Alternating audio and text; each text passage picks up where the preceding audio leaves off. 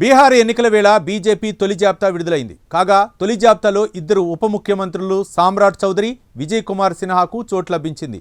మొత్తం 71 మంది అభ్యర్థుల పేర్లను కమలం పార్టీ ప్రకటించింది. రెండో జాబితా కోసం అప్పుడే కసరత్తు ప్రారంభమైంది. మొత్తం మీద బీహార్లో గెలుపు కోసం కమలం పార్టీ తీవ్రంగా శ్రమిస్తోంది.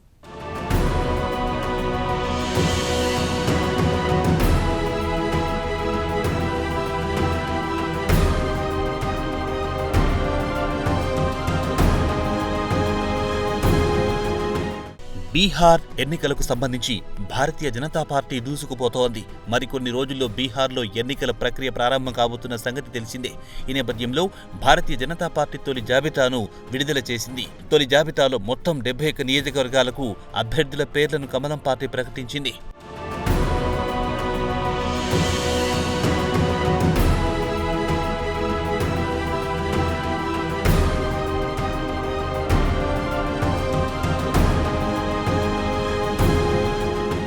భారతీయ జనతా పార్టీ తొలి జాబితాను ఉప ముఖ్యమంత్రి సామ్రాట్ చౌదరి పేరుండడం విశేషం. సామ్రాట్ చౌదరికి తారాపూర్ నియోజకవర్గం కేటాయించారు.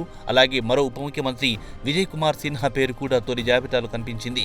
కాగా విజయ్ కుమార్ సిన్హాకు లఖీసరాయ్ నియోజకవర్గం కేటాయించారు. నితీష్ కుమార్ సర్కార్లోని బీజేపీకి చెందిన ఇద్దరు ఉప ముఖ్యమంత్రుల పేర్లను తొలి జాబితాలోనే ప్రకటించడం విశేషం.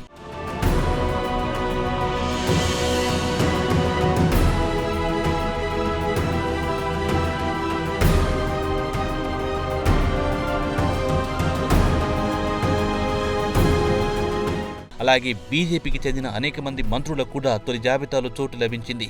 మంత్రి నితిన్ నబీన్ బాంకీపూర్ నియోజకవర్గం నుంచి బరిలోకి దిగుతున్నారు. మరో మంత్రి రేణుకాదేవికి బెటియా సెగ్మెంట్ కేటాయించారు. అలాగే ఇంకో మంత్రి మంగల్ పాండేకు సివాన్ నియోజకవర్గం కేటాయించారు.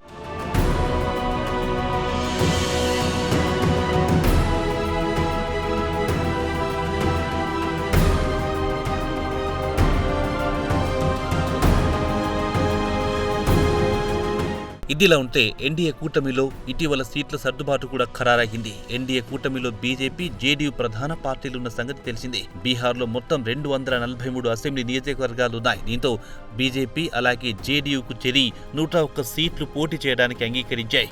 ఇక మిగిలిన సీట్లను కూటమిలోని ఇతర భాగస్వామ్య పక్షాలకు కేటాయించారు. ఇందులో భాగంగా లోక్ జనశక్తి పార్టీ రామ్విలాస్ కు 29 సీట్లు కేటాయించారు. ప్రస్తుతం ఈ పార్టీకి చిరాగ్ పాశ్వాన్ నాయకత్వం వహిస్తున్న సంగతి తెలిసిందే. మొదట తమకు 40 సీట్లు కేటాయించాలని చిరాగ్ పాశ్వాన్ పట్టుబట్టారు. అయితే బీజేపీ పెద్దలతో సంప్రదింపులు జరిపిన తర్వాత చిరాగ్ పాశ్వాన్ పట్టు వీడారు. 29 సీట్లకు చిరాగ్ పాశ్వాన్ అంగీకరించారు. అలాగే రాష్ట్రీయ లోక్ మార్చ్ పార్టీకి 6 సీట్లు కేటాయించారు. కాగా జితన్ రామ్ మంజీ నాయకత్వంలో హిందుస్థాన్ అవాం మోర్చా పార్టీకి కూడా 6 సెగ్మెంట్లు కేటాయించారు. అయితే మొదట తమకు 15 సీట్లు కేటాయించాలని మంజీ పట్టుబట్టారు. ఢిల్లీ వెళ్లి బీజేపీ జాతీయ అధ్యక్షుడు జేపీ నడ్డాతో కూడా ఇదే విషయమై ఆయన పట్టుబట్టారు. అయితే మంజీని బీజేపీ అగ్ర నాయకత్వం సముదాయించింది. దీంతో 6 సీట్లకు జితన్ రామ్ మంజీ అంగీకరించారు.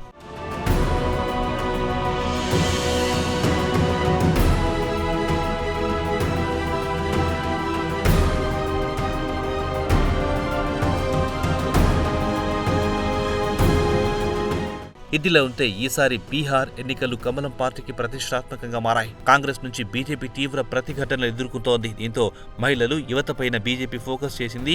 మహిళల కోసం ప్రత్యేకంగా కొత్త పథకం తీసుకొచ్చింది. ముఖ్యమంత్రి రోజ్గార్ అంటూ సదరు పథకానికి పేరు కూడా పెట్టింది. ఈ పథకం కింద ఇటీవల 75 లక్షల మంది మహిళలకు నితిన్ సర్కార్ ఆర్థిక సాయం చేసింది. ఒక్కో మహిళ బ్యాంక్ అకౌంట్లో 15,000 రూపాయల వరకు నగదు బదిలీ చేసింది.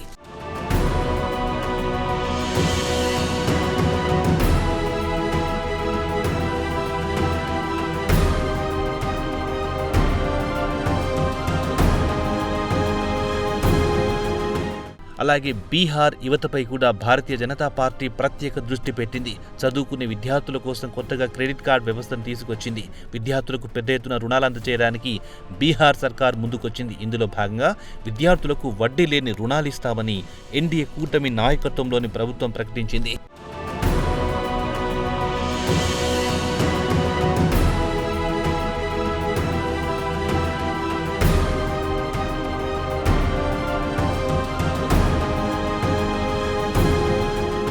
ఇదిలా ఉంటే కొంతకాలంగా బీజేపీలో విజయాల పరంపర కొనసాగుతోంది. లోక్సభ ఎన్నికల తర్వాత హర్యానా ఎన్నికలొచ్చాయి. హర్యానా ఎన్నికల్లో బీజేపీ అపూర్వమైన విజయం సాధించింది. హర్యానాలో బీజేపీ హ్యాట్రిక్ కొట్టింది. ఆ తర్వాత మహారాష్ట్ర ఎన్నికల్లోనూ బీజేపీ నాయకత్వంలోని ఎన్డీఏ కూటమి విజయం సాధించింది. అలాగే ఢిల్లీ అసెంబ్లీ ఎన్నికలలో ఆప్ను ఓడించి బీజేపీ అధికారానికి వచ్చింది. ఇప్పుడు బీహార్ ఎన్నికలొచ్చాయి. ఇందులో కూడా విజయం సాధించడానికి బీజేపీ నాయకత్వంలోని ఎన్డీఏ కూటమి తీవ్రంగా శ్రమిస్తోంది.